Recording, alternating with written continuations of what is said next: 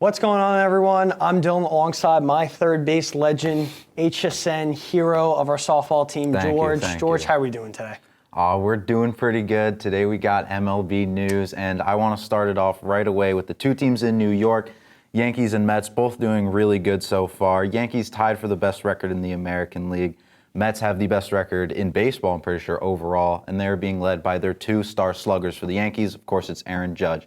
Leads all of MLB in batting average, on base, and slugging. And meanwhile, for the Mets, it's been Pete Alonso who's putting together an incredible start to this season. Yeah, so far, Alonso's got a batting average of .349, 6 home runs, 25 RBIs. It's exactly what they want. Obviously, Juan Soto isn't doing as much as he was with the Yankees, but he's still being a pretty good member of this order for the Mets. You also look at Francisco Lindor. The lineup's been very healthy. And somewhat other part of the Mets rotation, or rotation spoiler, it's their starting five. I mean, I had doubts going into the season, but Tyler McGill with a 1.0 ERA and Clay Holmes with 34 strikeouts. I mean, I'm shocked. I didn't think the Mets were going to have a solid starting five. They lost Severino during the offseason, but they're doing their job, and that's what really matters. But also, the Yankees have been doing well as well, except Devin Williams. I got to call you out. I mean, you blew the save against Tampa.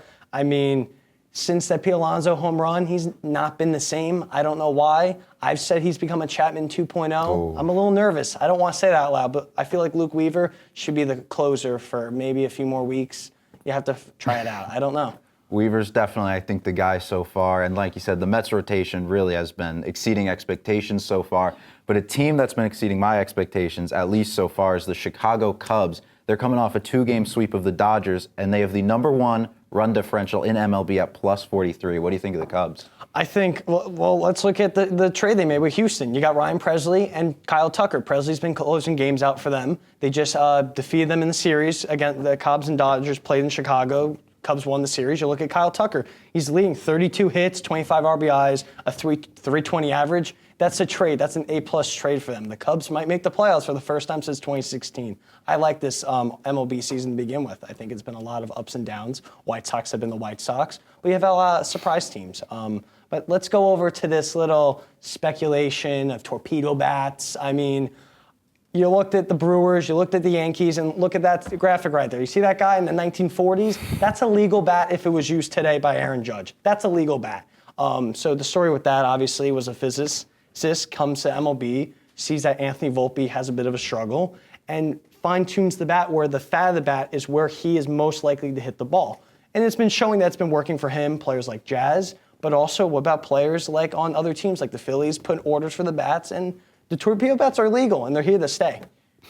Yeah, the torpedo bats, they might have lost their magic a little bit. Obviously, the Yankees can't put up 20 runs a game for the entire season.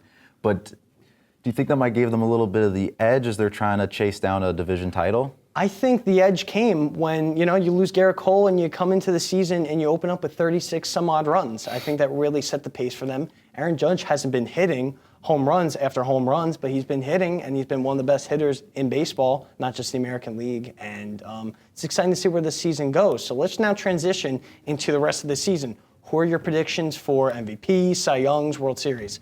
All right, I hate to be basic. I do have Aaron Judge winning MVP in the American League. For the National League, I'm going to switch up a little. Corbin Carroll has been doing just amazing so far this season. He's a plus defender in the outfield. He's going to steal a ton of bases, and he's been hitting for insane power so far. He's got 9 home runs, tied for the lead in baseball. I think he's just going to ball out this year. Who do you got?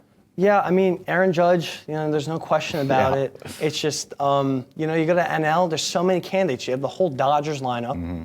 You have players on Arizona, Corbin Carroll. But I think we can throw a Francisco Lindor or a potential Pete Alonso. I think it'd be fun to see New York baseball.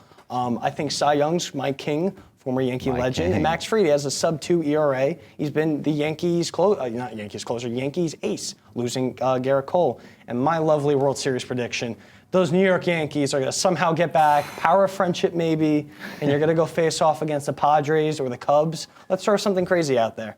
Dodgers don't make it past the first round. First round exits. That's a little crazy for me. I do not have the Dodgers winning the World Series. I am going to take the Padres. They've been struggling the last few years. A lot of disappointing seasons. Missed the playoffs a few years ago. This year, I think they're putting it together. I think it's real. The Padres are going to get it done. Well, I mean, it's exciting to see where the season's going to go. Obviously, we're going to cover more throughout the year, but it's exciting to see where the season is going and where hopefully Yankees win a World Series. But that's going to be it from us here on Live. And now we're going to transition to some of our HSM members playing a game of Connections.